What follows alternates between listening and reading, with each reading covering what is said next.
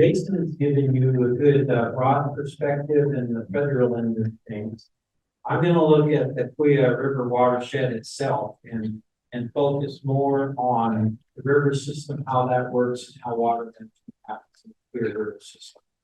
So a local perspective. We have a watershed that's about 600 acres in size. It provides greatly to this area, as you guys all know. It's a very steep watershed, and it's nestled in between on the west side of the current watershed that's behind us on the east. Several forks of the Kaweah River system feed into Lake Kaweah and provide, our best reservoir is the snowpack. That's, it sits up there hopefully in the wintertime, stacks up through various storm events and, melts when we need it, right? So that's extremely valuable for us. It's interesting, two very critical pieces of science that we're utilizing today in our watershed is actually for almost 40 years, the Kaweah Delta Water Conservation District has performed cloud seeding, where we are encouraging in storm events, we're encouraging more precipitation fall in the form of snow by putting droplets out into the atmosphere through planes and through ground generators that allow for increased precipitation. It can increase the storm event by almost 10%. The other thing that's really important is knowing how much snow is out. And we're using a technique called ASO, Airborne Snow Observatory. That's a process that's fairly new, I want to say 5 to 6 years old, where they do an evaluation on what's in the snowpack. And that really helps us manage the water for our watershed flows into the groundwater. So as you know, we're basically a sub-basin made up of 3 GSAs. That's our focus today. The Kaweah Delta is just that. It's the distributary system that fans out through the watershed into the valley here and provides us the water table. Our main river system is obviously the Kaweah.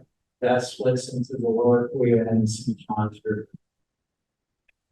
So what's our average supply? You'll see some similar slides here. Jason and I did not collaborate, but kind of a similar focus in terms of the watershed provides us about 430,000 acre-feet of water on the average. And then from the Bryan Current now into the Kaweah River system, approximately 90,000 acre-feet comes in off the Kaweah River. Now, both of these numbers can vary significantly, obviously, depending on the water year. This being an incredible water year, we've certainly exceeding these numbers. There is some Kings River water that comes in a year like this, where the Kings River South will come into the watershed. And every once in a while, some water from the state water project. So about 430,000 acre feet of water comes into the Kaweah River system. Try managing a water system that you get variations of a 19% water year all the way up to a 200, 300% water year system, water supply. This year, we're thinking it's going to be about 300% of average. Very wet year, great water supply, and as Jason said, we need to do our best to capitalize on these water flows. If it goes to the lake bed, all that does is flood farm ground and cause havoc in the slurry lake bed. If we can keep that up here, recharge it, run it, use it for irrigation, I've seen incredible opportunities, both taking advantage of and missed, frankly, in a wet year like this. So we need to have in our mindset how we can use farm ground for recharge, how we can set up recharge basins, how we can use the channels that are naturally through the system to recharge our groundwater. Another similar chart. This shows you the bars are each individual year in the different waters, different water supply that we get each year. So this goes back to 1970. to 2022. And there's, 17% water here and there and 330% water. The blue line that goes up and down shows the groundwater table through those water years. And the red line is the trend of the groundwater table. Very similar to what we saw from Jason in the southern San Joaquin Valley. So it's a challenge, right? In that we're utilizing more water, we're overdrafting the groundwater table. It's interesting, you can look at the wet years from the bars and see that the groundwater table responds tremendously in wet years. Unfortunately, it responds even more in drier years, it drops faster. That's therefore our trend line. So give you a feel for how water management happens in the Kaweah River system.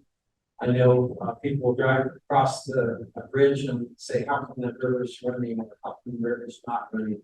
And it's three entities that are involved with the water management in the Kaweah system. You have the Corps of Engineers, Kaweah Delta Water Conservation District, and the Water Entitlement Board, which is represented by the Kaweah and St. Rivers Association. Let's start out with Kaweah Delta Water Conservation District.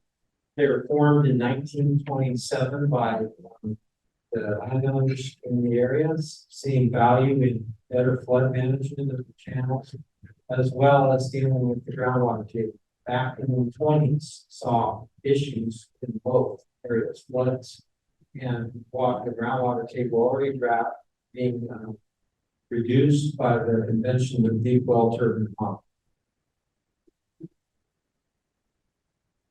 Okay, that's wrong. Very good. So there's about 340,000 acres for the Kaweah Delta Water Conservation District, 200 miles of channel, and 2 major cities involved. And this is, I think, 1906 floods in the area. And it was until 1955 the large flood then that they built the reservoir, seeing value in 1962 to capture that water best use. Also, the system, you've got to be able to pass flood flows. This year was certainly a situation like that where we had more water going through the system. And so having, benches out of the system, obstructions cleared out, and that's part of what the conservation district does and manages those flood events. And then, of course, managing groundwater under a different vein several years ago before the starting of the Sigma, and always following and checking on groundwater levels and trend lines that were happening. Then you have the U.S. Army Corps of Engineers. They own the property in the lake and the dam with help with local. They manage that for the betterment of primarily flood protection. So we often think about the lake as for storage and water supply, but the real reason for it is primarily for flood protection. So we're often a little bit of a tug and pull between the Corps of Engineers and water supply in terms of how that's managed. The lake holds 186,000 acre feet.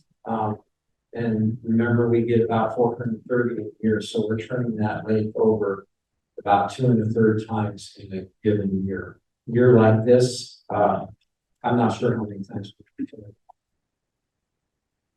The Kaweah and St. Rivers Association is made up of the island holders that have the right to the water off the Kaweah River system. They're made up of public and private entities that do that, and the task of the Kaweah and St. Rivers Association is to protect the water rights of the Kaweah River system, make sure that we don't have people from the outside trying to get into the water rights of the system, and that they are managed appropriately according to everyone's given share.